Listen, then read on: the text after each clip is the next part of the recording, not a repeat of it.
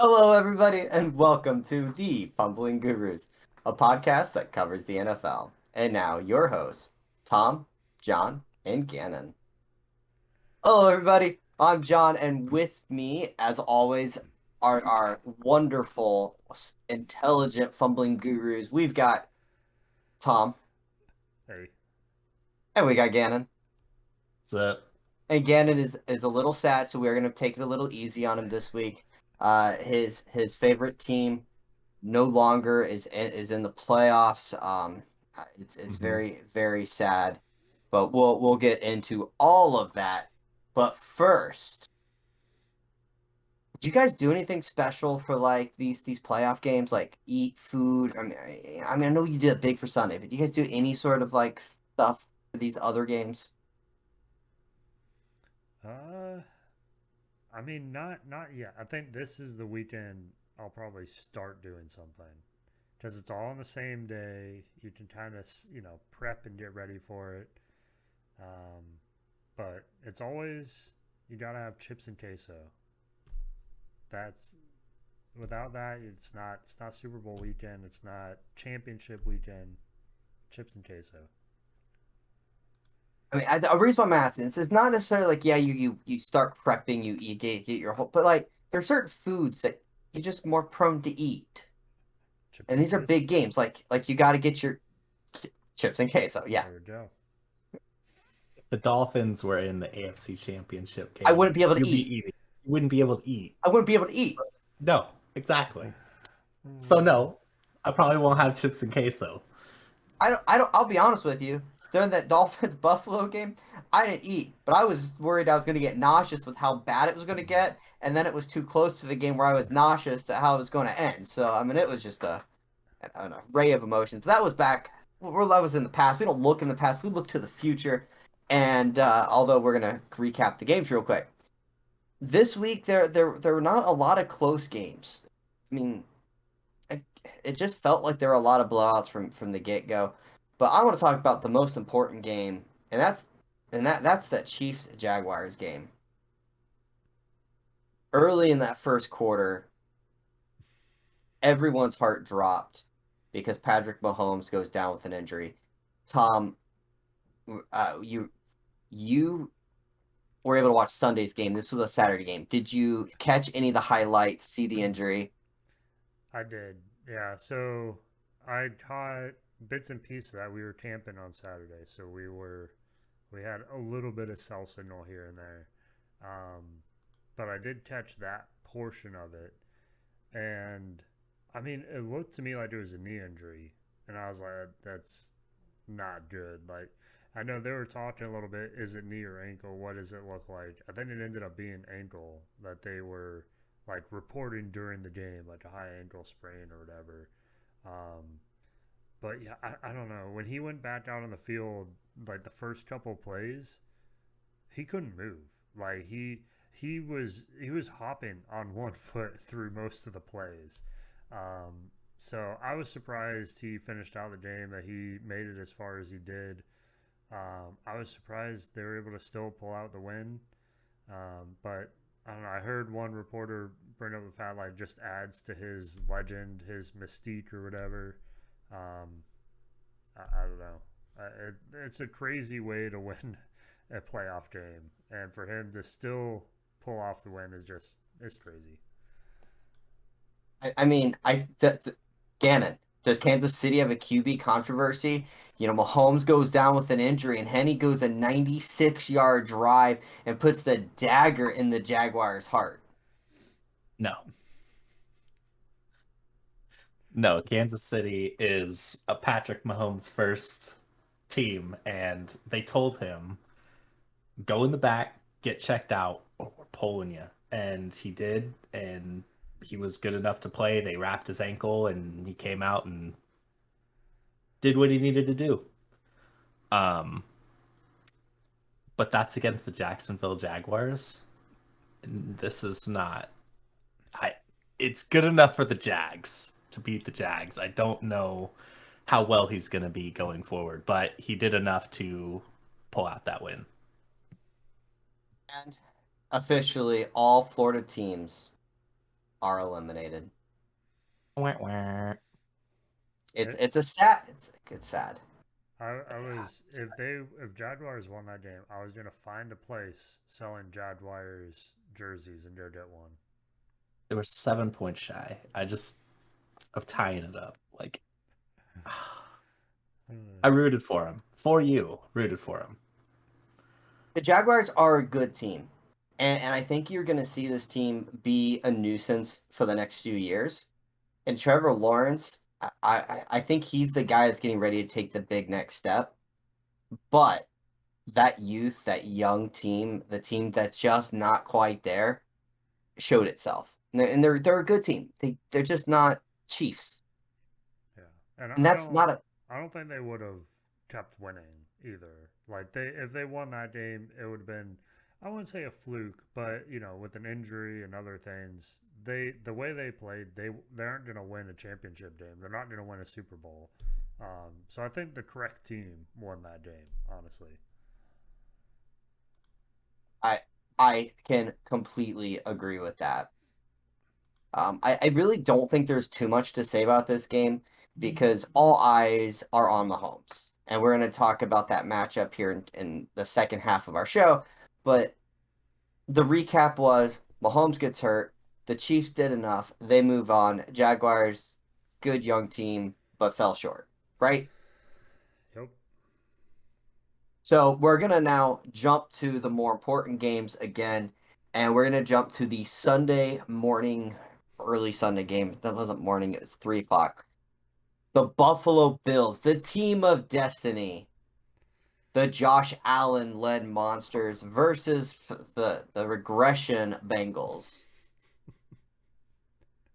Gannon, what happened in that game? Well, you see, Josh Allen is not very good in the snow, as you can tell. Like, the Dolphins came in, almost beat him in the snow, and then you have the Bengals coming in, almost beating it. Well, they beat them in the snow to knock them out. So, man, just should warm up their field a little bit before they get going. And I want to say this to all the Bills fans out there. When Miami beat them down in Miami, they were all up in arms because how dare the sun be hot? And it was terrible. The sun was hot. And now Bills fans are complaining because the Bills wore white with a white helmet and it made it harder to see. How dare the Bills play in the snow? Does Mother Nature just hate this team, Tom? Or are these fans just a little salty that their team got kicked out of the playoffs again? I mean, they didn't look good in that matchup. Like again, I think this is another instance of like the better team won. If not only for the better team that day, but I mean, Josh Allen didn't look like himself. They had no run game, which they usually don't to begin with, but they had like nothing this time. Um, they couldn't stop Cincinnati. I think the first drive Cincinnati strolled right down and scored. And then I think the second drive they strolled right down again. I think they ended up with a field goal or something the second drive. Or no, it was two touchdowns in a row. They were up 14-0 in the first half, first quarter. Um, and I mean, it from the get go, they just couldn't stand with the Bengals, and I don't know. I don't know where Diggs was in the matchup. He didn't play well. He didn't have many opportunities. Um, good defense, good offense, and Cincinnati beat him. I mean, Diggs was targeted 10 times and had 4 catches for 35 yards. It's just that's not good. Yeah. Now, I do want to say something here, and I gotta ask you guys because obviously what I said on the podcast last week was that I felt that this game was going to end in some controversy, and I will give the Bengals credit because I also said if the Bengals want to win, they've got to win convincingly, right? Well, the NFL, there's a little controversy. To me, That was a touchdown catch. You get your ball in hand, you get 3 feet in bounds, that's a catch. And then you had the fumble that was overturned for an incompletion. Am I crazy that the refs seemed, the NFL in New York, reverse some calls that probably don't get reversed on any other football field? Gannon? Does it surprise you how this year has been with the refs? Does it surprise you? There's always controversy when it comes to playoffs, even Super Bowls. Like, this does not surprise me one bit. Am I crazy? Or would those have been controversial had the Bills won? They change the stupid catch rule so often. It's hard for me to say if I know what a catch is. I mean, this has been the argument, right? A catch should be a catch, but it's so convoluted now that no one can tell you what a catch is. Because I agree. I think he had the ball, he controlled the ball, and he controlled it through the ground. The only thing that made him lose it was the other player, which theoretically by that point the catch should already be completed. So I don't know, but they reviewed it and called it a no catch, which means theoretically by letter of the law it shouldn't be a catch. I don't know. At the end of the day, here's what I'm going to say. I was glad that the Bengals put it on them so that there was no controversy. I agree. The fumble Eh, though, I don't know. That one was a little more, yeah. I'll leave it at that. Burrow, Burrow is good. He's just good. He's better than I ever thought he was going to be out of college. This guy's good, and this Bengals team is going to be really, really good for the next few years. You said that they didn't have a running game. Josh Allen led the Bills with 8 carries for 26 yards, followed by Mm-hmm. Devin Singletary, 6 carries, 24 yards. That's just, they got to figure something out. I mean, Joe Well, Mixon. Joe Mixon, though. 20 carries, 105 yards. with 3 backup offensive linemen in the game. mm-hmm. That's not good. And this showed the weakness of the Bills. Miami was able to run on them earlier in the year. Miami didn't run on them last week, but the Bills pass rush wasn't that good. So this week the Bengals were able to throw the ball like crazy and Mixon could run the ball like crazy and the Bills just couldn't do anything. And Von Miller being out hurts, but like your pass rush can't be all on one guy. It kind of feels like the Bills Super Bowl window is closed, doesn't it? Well, I mean, have you seen anything with Diggs the last couple days? I don't know. I don't know how much longer they're going to keep him because, I mean, everyone saw him and Allen going at it on the side, or well, at least him going at Allen on the sidelines. And then what? At the end of the game, he basically left before the coach even gave his closing speech, and they had to pull him back in and get him to, talk him down from the ledge to come back and hear what the coach had to say. And even then, he was packed up and gone. Mm-hmm.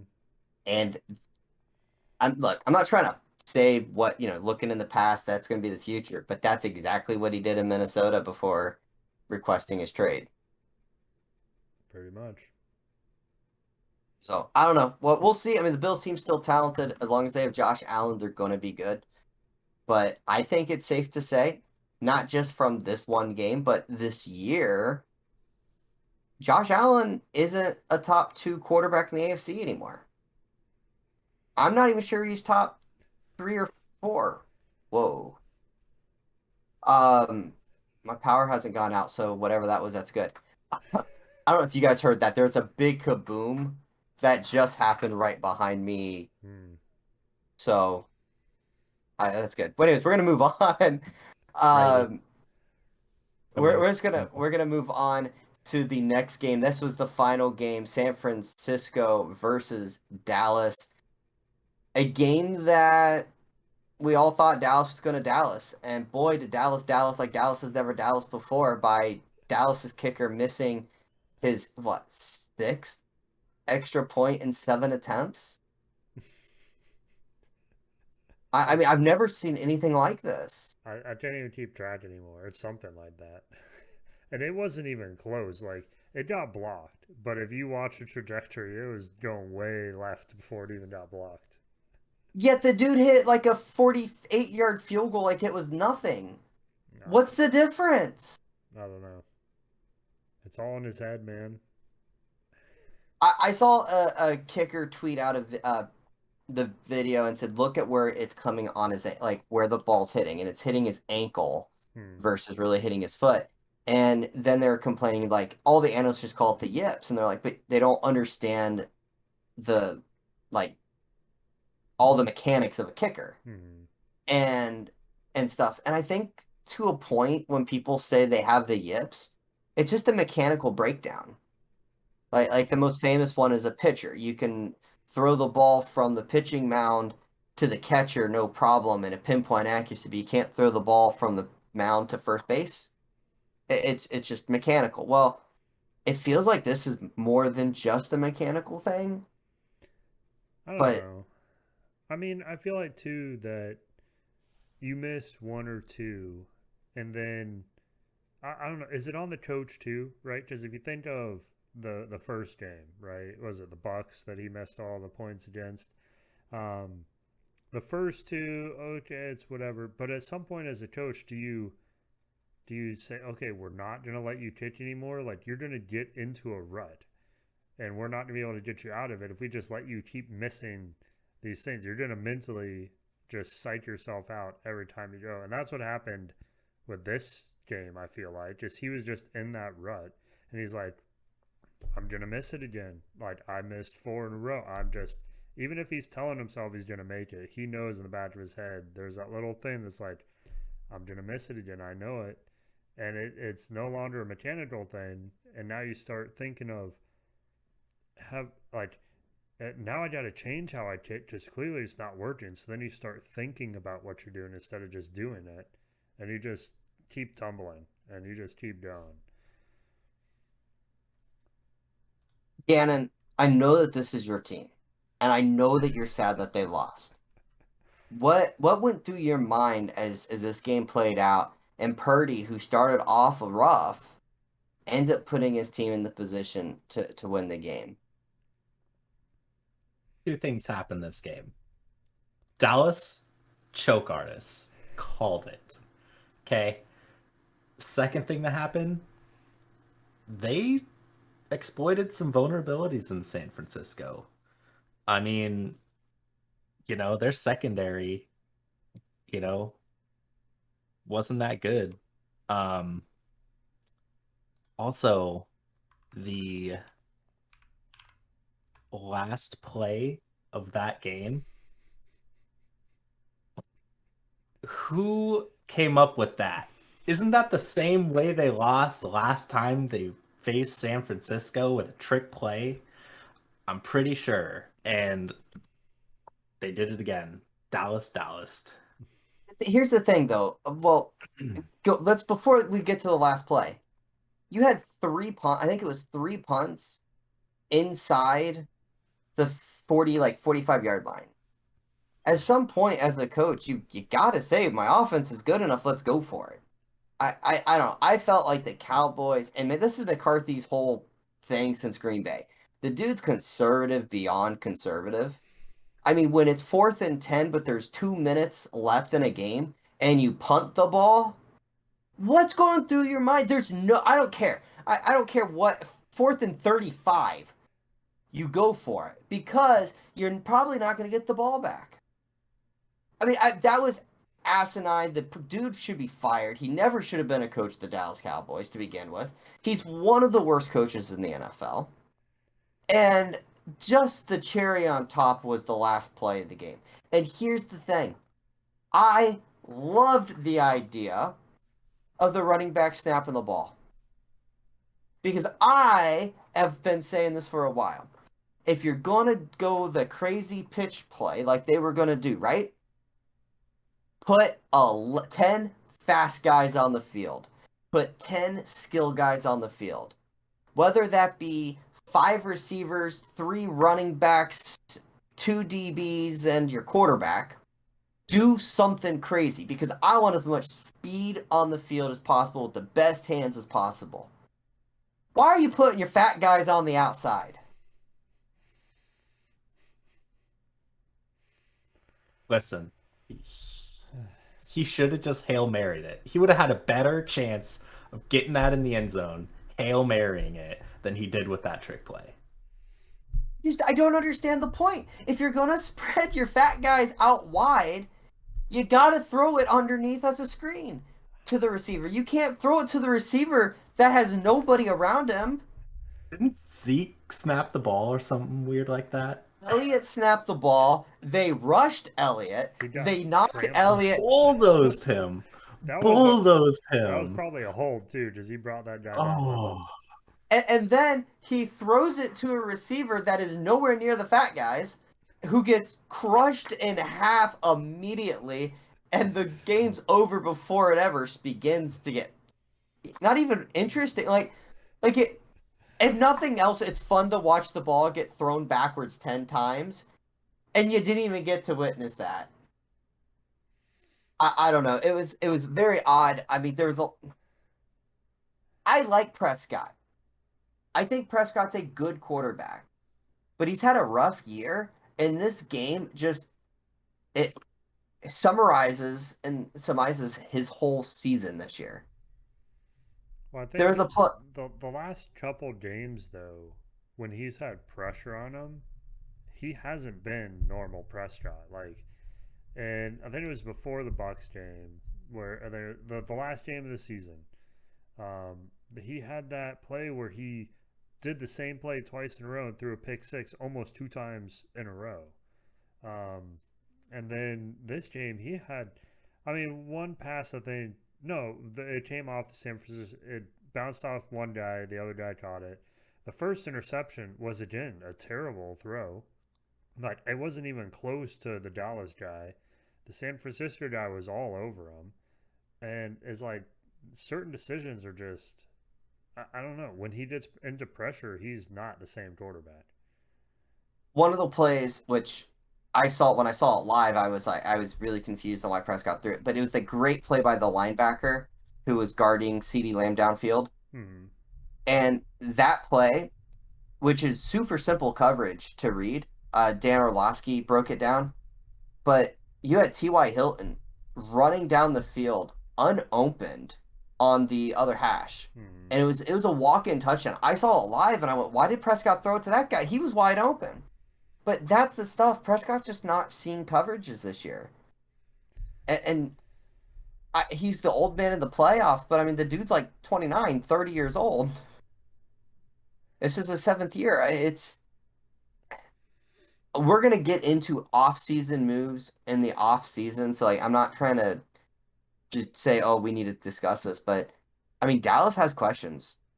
And Tony Pollard getting hurt, I think, absolutely destroyed Yeah. this team. Yeah, I was gonna ask if you guys thought, does Dallas win this game if he doesn't get hurt? And I kind of think they do.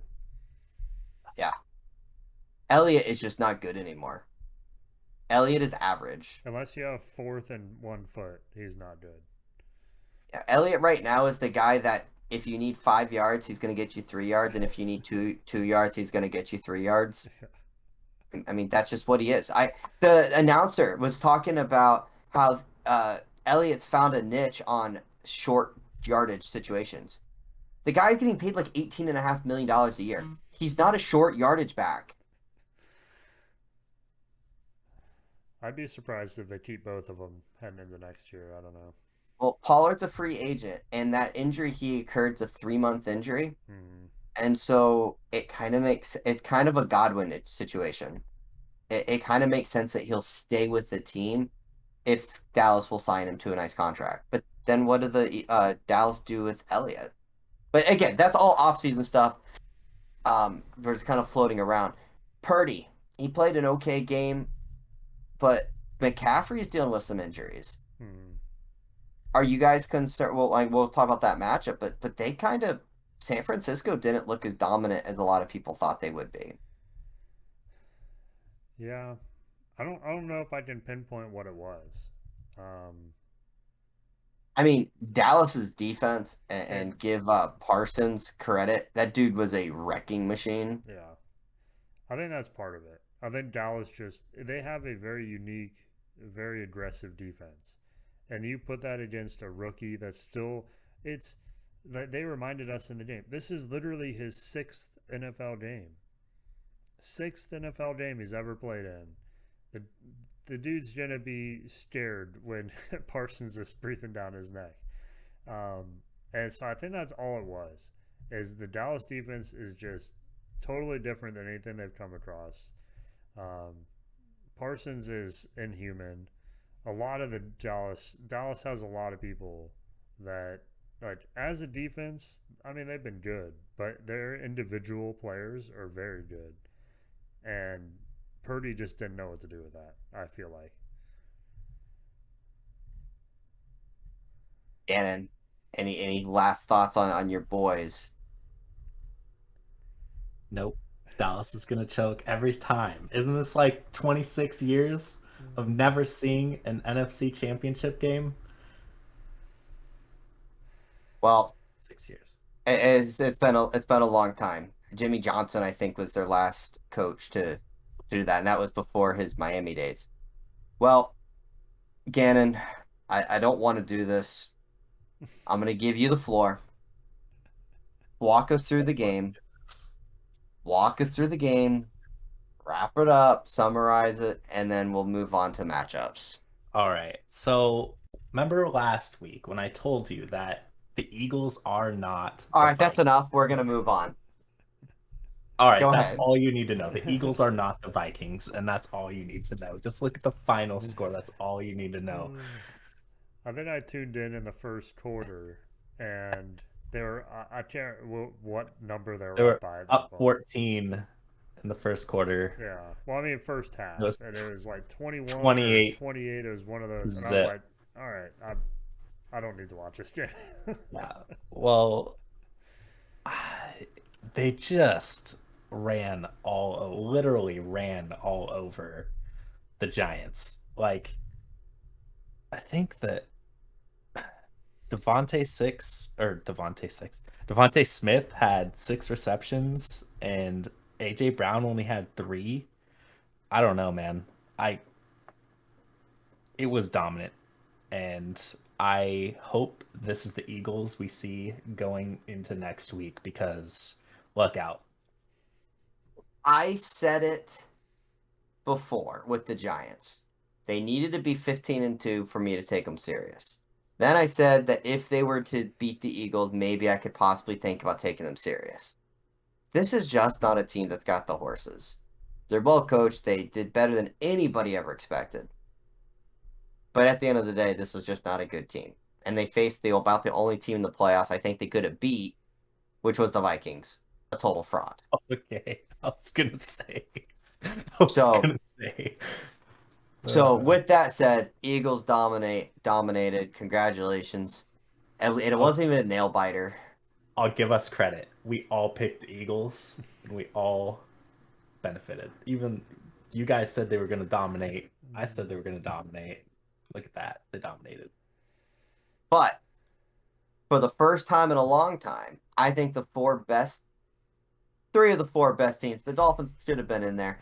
They're just not healthy.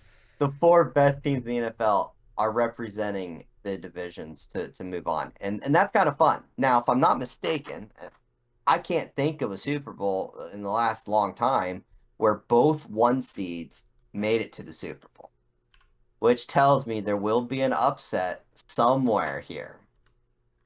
Well, we're going to get into the 3 o'clock game. And Gannon, I think Tom and I probably have some questions to ask you. It's the Eagles versus the 49ers. Now, the 49ers linebacking crew is one of the most athletic and just best units in football. And the Eagles have one of the most dominant offensive lines. How do you think this plays out offensively for Philadelphia? Do they score a bunch of points, or will San Francisco's defense throttle them down? I think that this will be a very defensive game for both teams. And I think that, with the Eagles mostly healthy, I think that Avonte Maddox might be back in. They'll be pretty complete. And I think that earlier today, I heard that the 49ers one of their defensive players got arrested. I don't know who that is. But yeah, that's all I heard. And he's a big name. He had like 7 sacks for him. And but yeah, I mean, regardless, Now, defensive. you've got AJ Brown, but was he dealing with a leg injury? I don't believe so. No, okay. Was For there? some reason, I was thinking he may have been a little nicked up. So you've obviously you have AJ Brown, you've got Devontae Smith. They didn't need to have a big game last week, but you're not going to be able to run the ball for 250 yards against this 49ers team.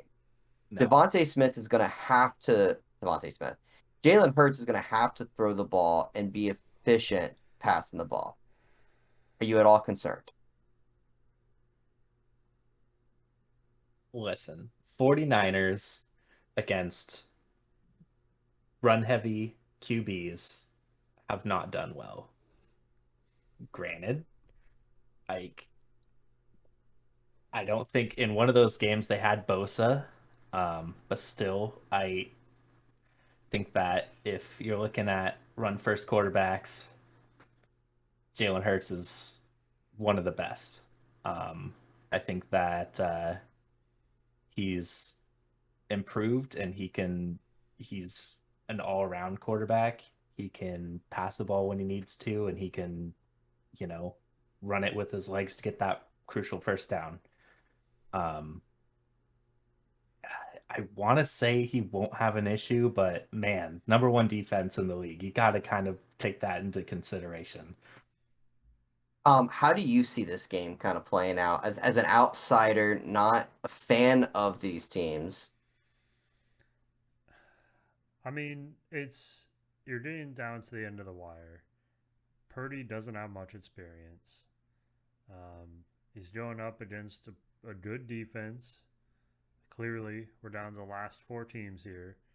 Um, I don't know. I don't know if Purdy can hold up against the Eagles. I mean, clearly last week he struggled.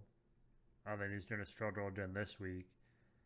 And I don't think we saw many answers when Purdy wasn't doing well from the 49ers. Um, so I don't know. I could see a potential. I think it'll be a close game, but I could see the potential that if Purdy can't get going, the 49ers just won't be able to keep up with points.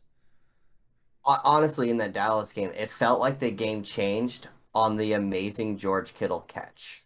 Mm-hmm. And that was I don't want to say lucky catch, but It was something.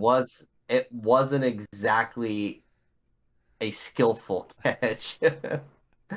I Like mean, going off your hand, then off your face, and then off your hands again, while the defender somehow misses the ball and you at the that same time. that was probably the most impressive part about it was how he kind of held up his body to avoid the big hit by Diggs. Hmm. It this is going to be interesting. If there's ever a game to get Debo Samuel and Christian McCaffrey just going in the ground game, and I'm a big believer you pass to score, you run to win. This is the game where you're going to have to like you throw to the score, and then by the end of the game you run to win. Okay. All right. This is to completely clarify what I'm saying.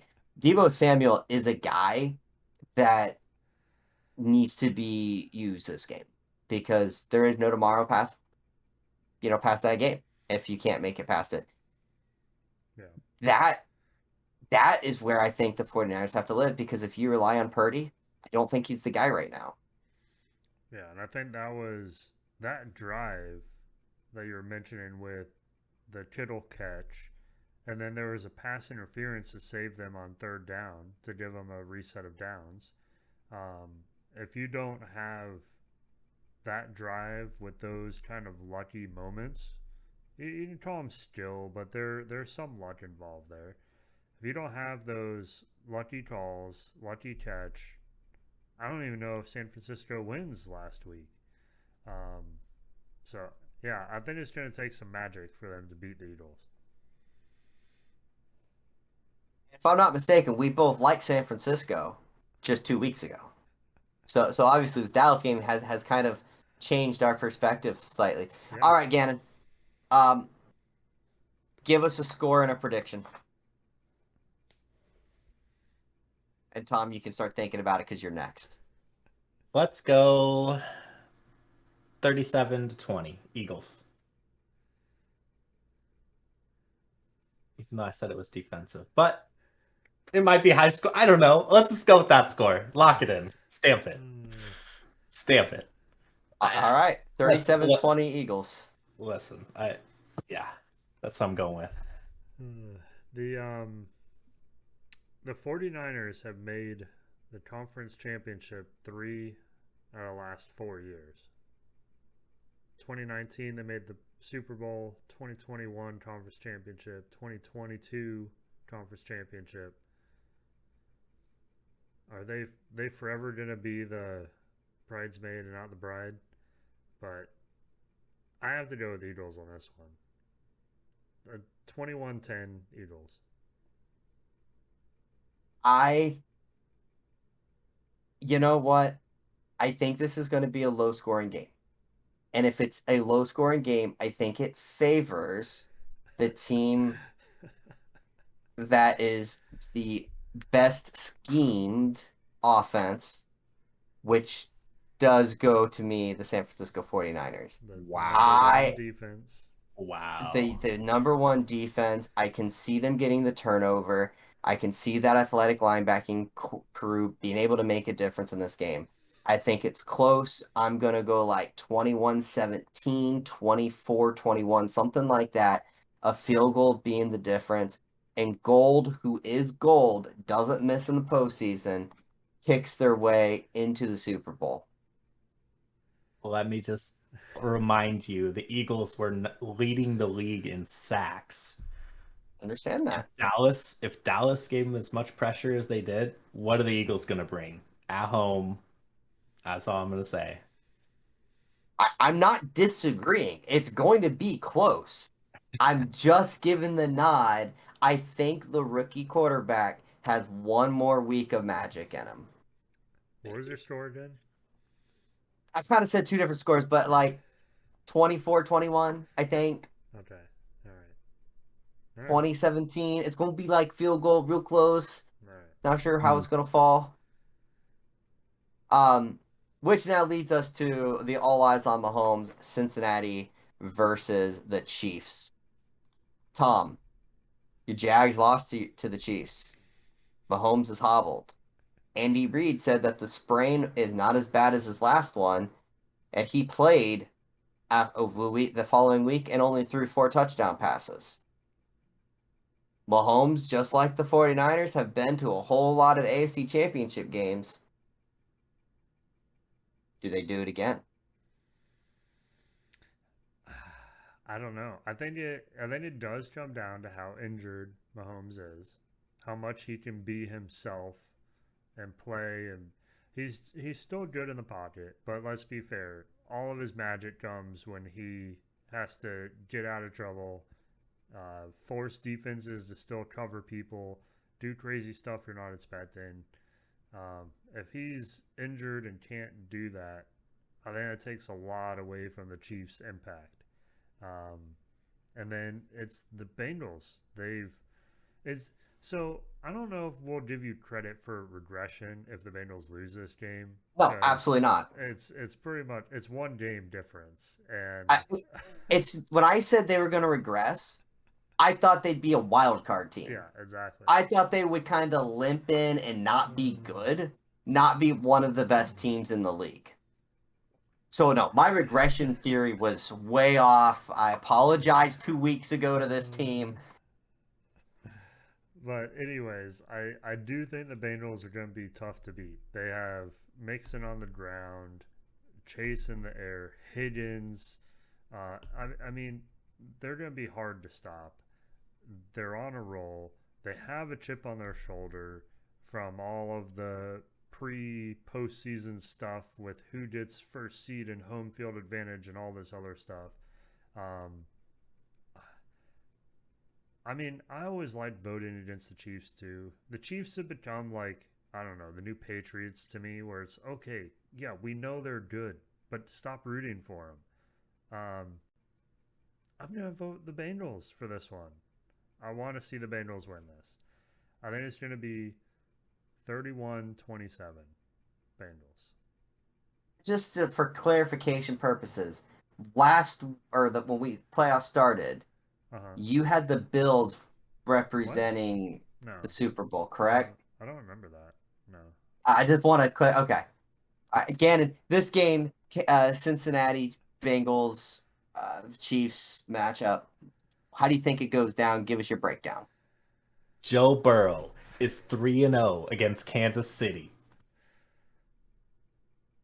3-0. I don't think anything changes here. I think he walks in with a W and it goes Eagles, Bengals, Super Bowl, baby. Woo! All right. So I look at it like this. The Cincinnati Bengals have 3 linemen out. Last week, they did an amazing job against the Buffalo Bills, and they looked like the starting unit was there. Well, they weren't. This week, they're going up against the Kansas City front 7. I think the Kansas City front 7 is a little more talented than the Bills. And I think they're going to get pressure on Burrow. And they're going to press Burrow. And we're going to see just how well Burrow responds. Jamar Chase is in line for a big game, but you know who else is? Travis Kelce.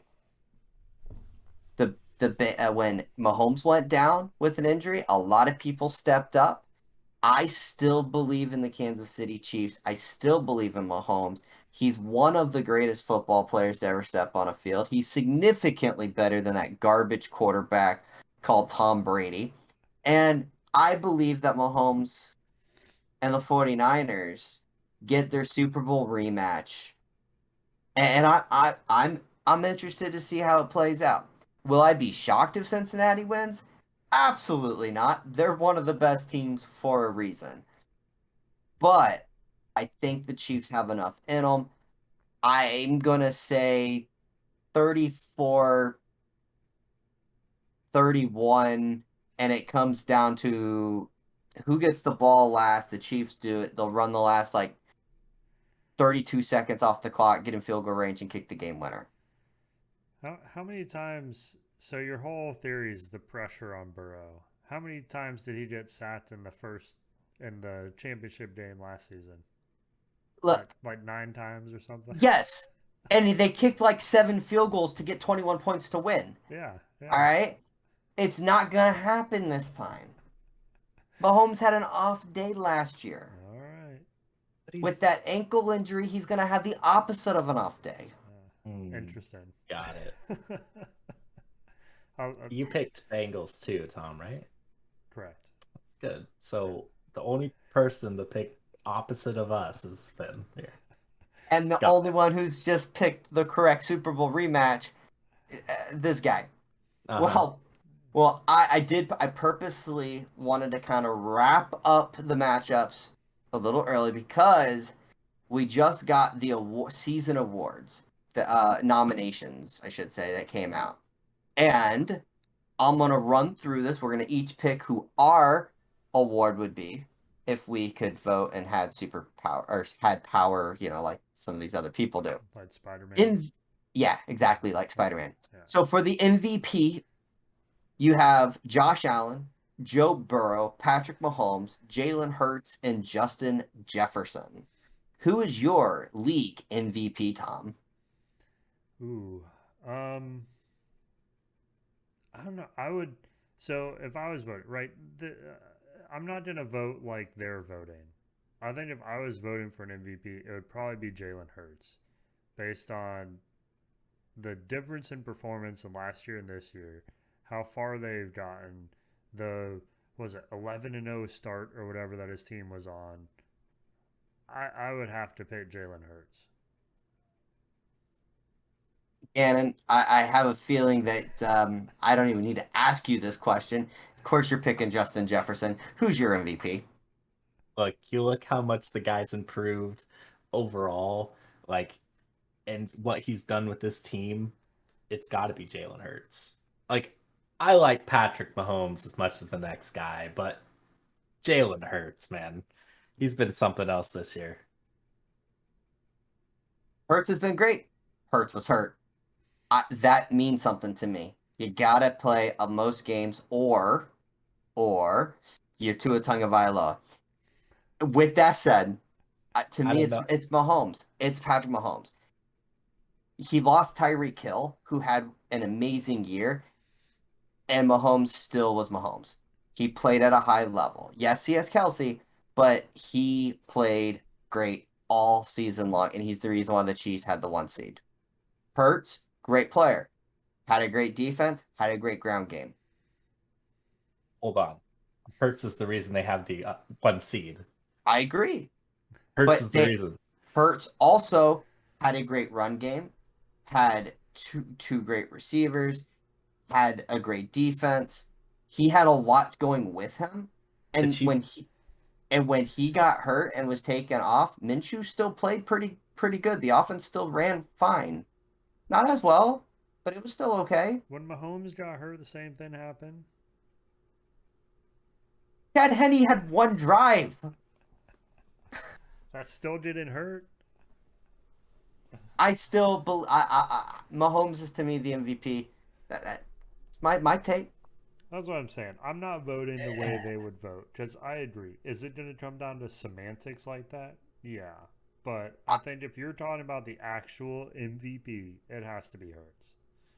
Now, for Offensive Player of the Year, it's Mahomes, Hurts, Tyreek Hill, and Jefferson. And Jalen Hurts is my Offensive Player of the Year because what he did on the game, throwing the ball, rushing, and as a whole, he was the Offensive Player of the Year. I just can't put him as MVP. That goes Mahomes for me. So, feels like a snub. That's all I'm saying. Feels like a snub.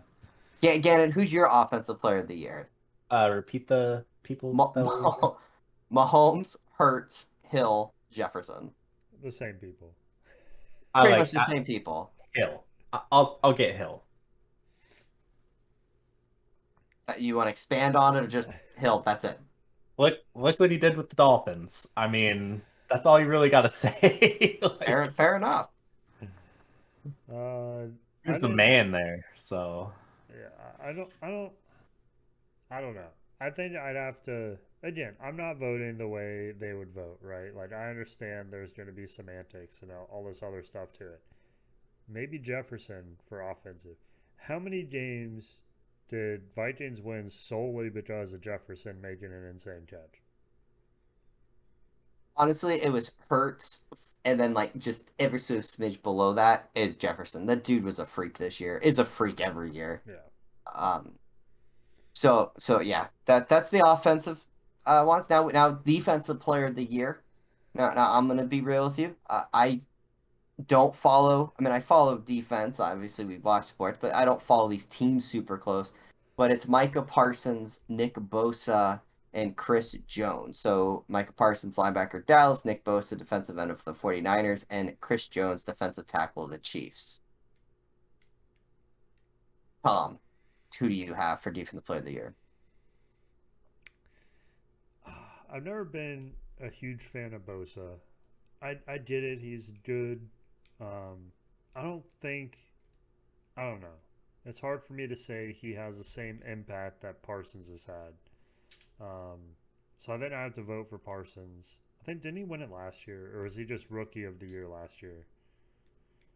I think he was rookie of the year last year. Yeah, I think so too. But yeah, I think he's probably like he's a monster. He's what, and I get Bosa's kind of the same thing, which is it's tough for me. I think I've seen probably more games where Parsons has played, but he I mean, just lines to up. Yeah, Dad. give you an idea, Parsons had 13 and a half sacks and three fumbles. Nick Bosa had 18 and a half sacks and two fumbles. Yeah. But I mean, yeah, I think Bosa has more help. He's on the number one defense. Like he has other people that are around him, which I mean, the Cowboys do too, but to a lesser extent.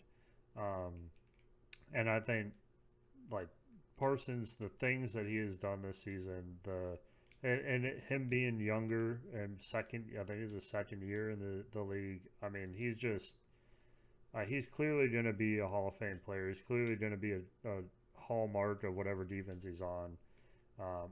Give him the experience Bosa has. I think he also has 18 sacks in a season. Um, so yeah, I have to vote for him. Cannon. I'll probably go Bosa.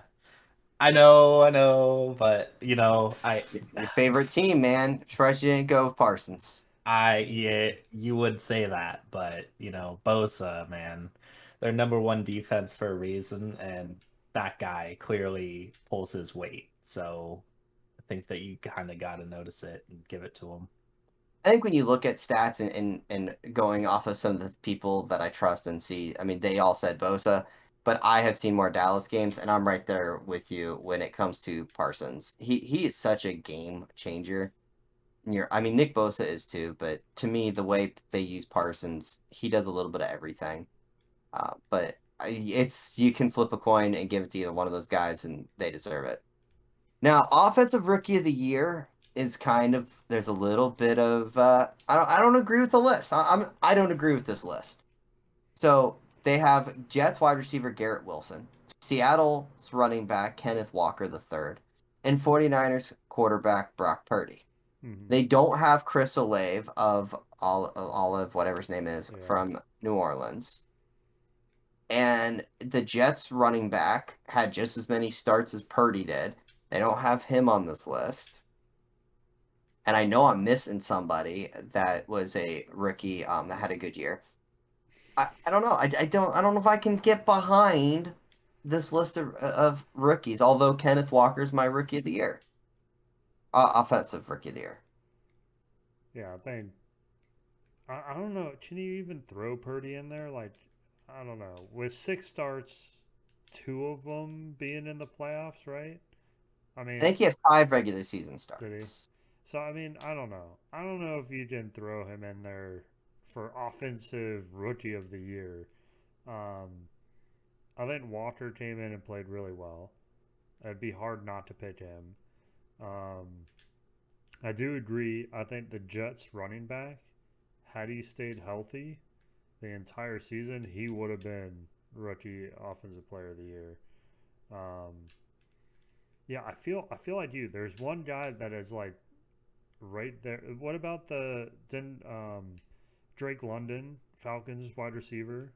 He didn't have a great year. I mean, I think he had like a 800 decent yards. year for a rookie. I mean, Yeah, but I mean, Chris Olive had over 1,000 yards, did he? and Drake London had 800, just 866 yards and Well, 4 touchdowns. Like good year, but not anything to write home about. yeah. I mean, I guess out of that list, yes, I'd probably have to pick Walker as well. I mean, Purdy's been doing well, but I don't know if you can give him rookie of the year for playing Five not games. like a third of the season. I'm right there with you. Gannon, your thoughts? Also, Walker, he's just so good. Like, did anybody think that he was going to be that good on? Nobody thought the Seahawks were going to be that good, and he pulled his weight. Like, as a running back, man, could you ask for anything more? Like, brought him to a playoff game, which none of us thought would happen. Yeah, Geno Smith. Yeah, one Hundred I, percent I agree. would. I also love the fact that we just said forget the Jets. I didn't. No, we don't even talk about the dude at 1,100 I yards. mean, listen, with a team that bad, it just goes. They'll never get another win. They'll never get another win. So, Um, same kind of deal with the defense player of the year, defensive rookie of the year. It's Tarek Woolen, Seattle, Sauce Gardner, the guy who loves to hold for the Jets, and Aiden Hutchinson, the Lions defensive end.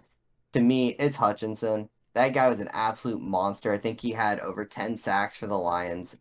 Just an absolute beast. And also, I refuse to vote for the guy that holds on every play. What Gannon, go ahead, Tom. I would say, wasn't Hutchinson also the guy that intercepted Brady a couple times? Yeah. Sounds about right. I honestly Oh, wouldn't even have pegged him as a rookie, so maybe that means he's also my pick. 9.5 sacks and 3 interceptions for a defensive end. Yeah, That's crazy. yeah.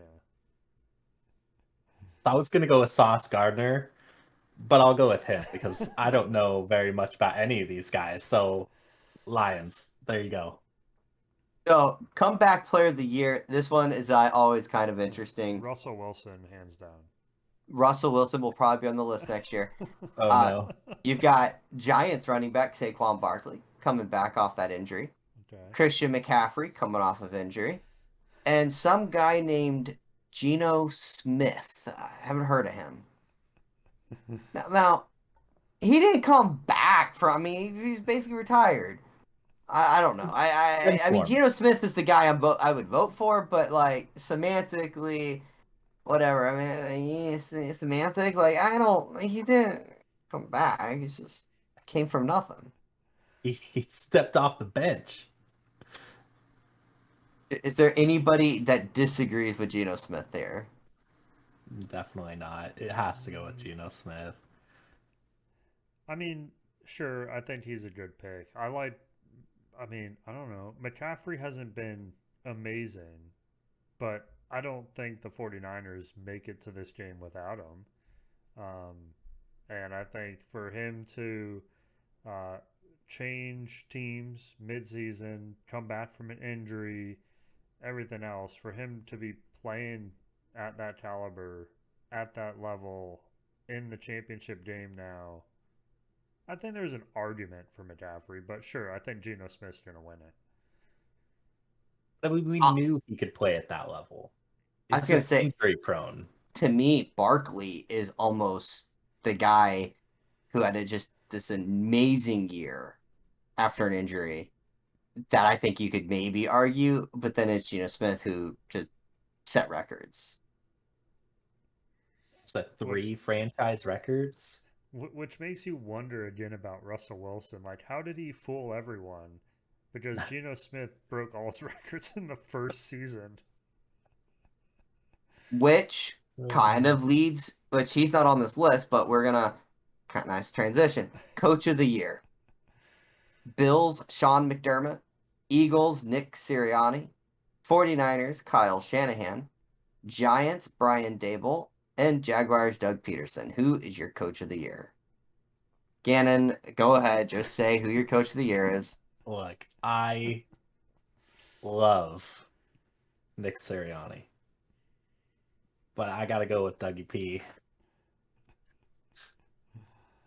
There you go. How the Jags after what's the other guy's name? Urban Meyer Yeah. turned that team around. Who would have even thought remotely that the Jags had a shot? I believe Tom said it at the beginning of the year. Did he? Did I you? I actually Okay. believe he said that they might be I said decent. they would be a legit team this I year. think you did. Well, I should have believed you harder. I wouldn't have expected them to make a couple playoff wins, but sure, I'll take it. So Tom, who is your coach of the year? I think for me it'd be between Doug Peterson and then also Brian Dable, because I think like if you look, I think Doug Peterson we expected him to make an impact this year, and yeah, he made a great impact and did probably better than we expected. But Brian Dable, I think, being he hadn't had head coach position before this, has he? Yeah, so this is his first year as head coach. Um, a Giants team that what we said prior to this year, they had like 5 wins in 3 years or something stupid. And he comes in and makes it a playoff, wins a playoff game. I mean, I think that would be my pick. Is Brian Dable? I will tell you that coach of the years get watered down when a team has had success for a lot of years. I mean, you look at what Andy Reid did with the Chiefs, lose Tyreek Hill, and the offense kept chugging along. Not on this list. I don't think the Bills, Sean McDermott, or to be honest with you, even Nick Sirianni will really get a serious look because they've had some success for a few years. I mean, Zach Taylor probably should be on this list, right? To me, it comes down between Kyle Shanahan and Brian Dable. Brian Dable took a team that I thought was a bottom 5 team in the NFL and made it to the divisional round of the playoffs. Now, I didn't believe in them. I never trusted them. I dogged on them every week, but they did it. Kyle Shanahan is starting Mr. Irrelevant and his third string quarterback and is playing in the NFC Championship game. Both are amazing feats. I think I lean towards the Giants' Brian Dable because of the job that he did, with Daniel Jones and with a wide receiving crew that I don't think I could list any of their actual starters because Kenny Golladay is not a starter. But they did it. I would say assistant coach of the year, but I'm gonna be real with you. I don't really. Sorry, offensive coaches, or assistant coaches, but unless you're my assistant coach, I don't know anything about you. So, with that being said, Shane Steichen of the Eagles, D'Amico Ryans of the 49ers, and Ben Johnson of the Lions. Congratulations, good luck. I'm not gonna go anything any further than that. Well, guys, that's all I gotta say. GM of the year? There's not. I'm sorry. There's no GM of the year. What? So that's all that I had to say. So we'll kind of anything I missed that you guys want to talk about real quick before we wrap it up. No, I think I'm good on my side. I think I'm good here too. All right. So then we'll do my favorite segment, which is our final thoughts.